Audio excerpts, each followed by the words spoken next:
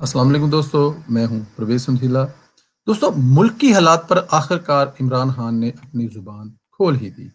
कई दिनों से मुल्क में जारी इमरान खान की खामोशी कई तरह के तासर दे रही थी।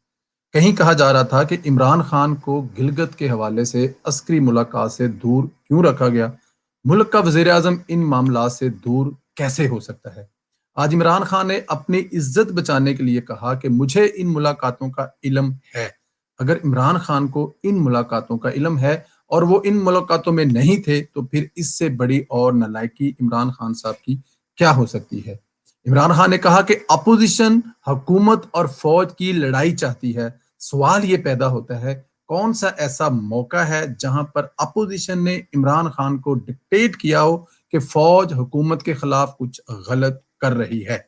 अपोजिशन ने तो खुद अपने खिलाफ इंतकामी कार्रवाइयों पर एहतजाज कर रही है। इसका हुकूमत से फौज की लड़ाई का मतलब क्या निकलता है। दोस्तों, सवाल ये पैदा होता है, क्या पीछे कुछ ऐसा चल रहा है। अपोजिशन के खिलाफ कार्रवाइयों पर फौज और इमरान खान में कोई ऊंच नीच हुई है। इमरान खान ने तनकीद की है कि जो फौजी क्यादत से छुपकर मिलते हैं, इनके बारे में मैं क्या कहूं। अरे भाई, शेख रशीद के बारे में आप क्या फरमाएंगे, जो सरेआम एतराफ कर रहे हैं कि फौज का तर्जमान होने पर फख्र है। फौज से मिलना आजाद समझता हूं। पहले अपनी कबीना से तो बूट पालशिया खत्म कर लो साहब, फिर दूसरों पर तनकीद करना। इमरान खान ने कहा है कि अपोजिशन इस्तीफे दे, जमनी इलेक्शन करा दूंगा।